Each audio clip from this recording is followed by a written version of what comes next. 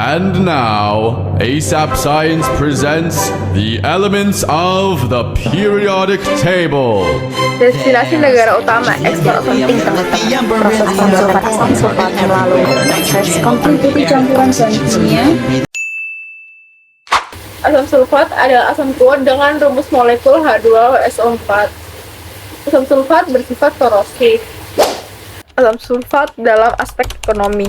Market asam sulfat di Indonesia telah memproduksi 1.200 ton pada tahun 2023 dan menurut prediksi Compound Annual Growth Rate (CAGR) kemungkinan akan berkembang hingga 3,2% pada tahun 2034. Estimasi pada tahun 2034 produksi asam sulfat mencapai 1.700 ton. Pada tahun 2022, Indonesia berada di urutan 17 dari 112 negara dunia untuk ekspor asam sulfat dengan pendapatan 47,6 juta US dollar. Asam sulfat berada pada urutan 352 barang yang paling banyak diekspor oleh Indonesia.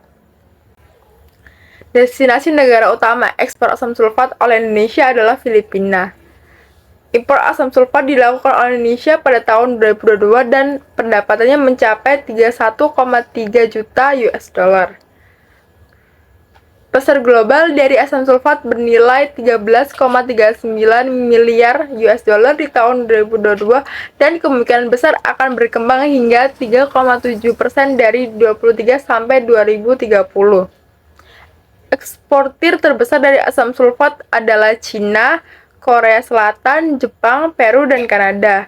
Importir terbesar adalah Chile, Amerika Serikat, Maroko, India, dan Brazil. Asam sulfat merupakan salah satu bahan kimia yang paling banyak diproduksi dan penting teman-teman.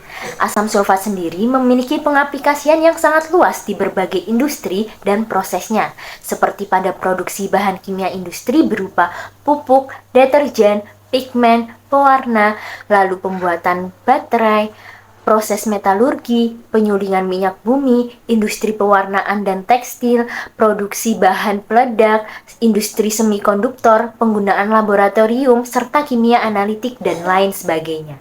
Teman-teman tahu tidak? Asam sulfat murni yang tidak diencerkan tidak dapat ditemukan secara alami di bumi karena sifatnya yang hidroskopis loh. Adapun sumber dan bahan baku dari asam sulfat yaitu berupa belerang. Belerang di alam terdapat di kulit bumi meliputi kira-kira 0,1% dari massa kulit bumi teman-teman. Belerang terdapat dalam keadaan unsur bebas ataupun dalam senyawa sulfida. Belerang dalam keadaan unsur bebas terdapat dari daerah gunung berapi dan dalam tanah. Dalam bentuk senyawa, belerang terdapat dalam garam sulfida seperti pirit, seng blende, atau garam-garam sulfat seperti gips, barium sulfat, maupun magnesium sulfat. Sementara dalam bentuk senyawa organik teman-teman, belerang terdapat dalam minyak bumi, batu bara, dan gas alam yaitu gas hidrogen sulfida. Belerang diambil dari dekat gunung berapi, sumber air panas, dan juga bawah tanah. Seperti yang kita tahu, proses pembuatan asam sulfat melalui proses kontak. Ada 3 tahap penting. Yang pertama, pembentukan gas belerang dioksida. 2, pembentukan gas trioksida dan pembentukan asam sulfat. Yang pertama, pembentukan gas belerang dioksida. Belerang murni dibakar dengan gas oksigen di dalam tanur dengan persamaan sebagai berikut. Belerang direaksikan dengan gas oksigen menghasilkan gas belerang dioksida. Yang kedua, pembentukan gas belerang trioksida atau SO3. Reaksi pembentukan dilakukan di suhu sekitar 450 derajat Celcius dengan tekanan 2-3 bar dan menggunakan katalis vanadium pentaoksida. Yang ketiga, ada pembentukan asam sulfat. Pembentukan ini, belerang trioksida bereaksi dengan asam sulfat membentuk oleum atau asam pirosulfat sesuai dengan persamaan sebagai berikut. Kemudian, asam pirosulfat oleum bereaksi dengan air menghasilkan asam sulfat.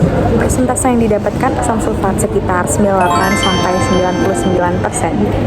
Dapat kita simpulkan proses pembuatan asam sulfat melalui 3 tahap. Yang pertama, pembakaran belerang. 2, konversi belerang dioksida, dan pembentukan asam sulfat. Distributor asam sulfat yang pertama yaitu PT Tika. PT ini berdiri pada tahun 1919 dan berkantor pusat di Osaka, Jepang. Portofolio produk komprehensif meliputi titanium dioksida, surfaktan, asam sulfat, serta produk perawatan permukaan dan pigmen anti korosi yang tidak menimbulkan polusi. Bahan kimia ini digunakan dalam berbagai industri seperti lingkungan dan energi, listrik, dan elektronik, serta medis. Perusahaan ini telah menerima sertifikat ISO 9001, 2000, dan ISO 14001 2004 untuk standar kualitas dan lingkungannya. Kemudian yang kedua merupakan Hawkins, merupakan perusahaan milik publik yang didirikan pada tahun 1938 dan berkantor pusat di Roseville, Minnesota, Amerika Serikat. Perusahaan ini merupakan perumus, produsen, pencampur, distributor, dan agen penjualan untuk ribuan bahan kimia termasuk asam sulfat.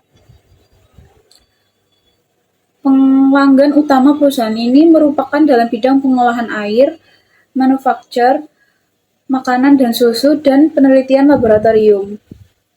Perusahaan ini menawarkan dukungan pra dan pasca pasar termasuk pengaturan khusus pengiriman untuk produk yang tidak biasa serta opsi waktu pengiriman khusus kepada pelanggan di seluruh Amerika Serikat. Yang ketiga merupakan Avantor Sciences, pabrik yang didirikan pada tahun 1987 dan berpusat di Bethlehem, Amerika Serikat. Pabrik ini merupakan produsen dan pemasok yang mengkhususkan diri dalam bahan kimia dengan kemurnian tinggi. Lini produk perusahaan meliputi campuran bahan kimia bermutu reagen, bahan kimia plastik yang diperkuat fiberglass, dan banyak lagi. Bahan kimia ini melayani sektor farmasi, biofarmasi, semikonduktor, dan laboratorium. Perusahaan beroperasi sesuai dengan praktik GMP, ISO 9001, dan peraturan FDA. Operasinya menjangkau lebih dari 30 negara di seluruh dunia, melayani klien di seluruh Amerika Serikat dan internasional.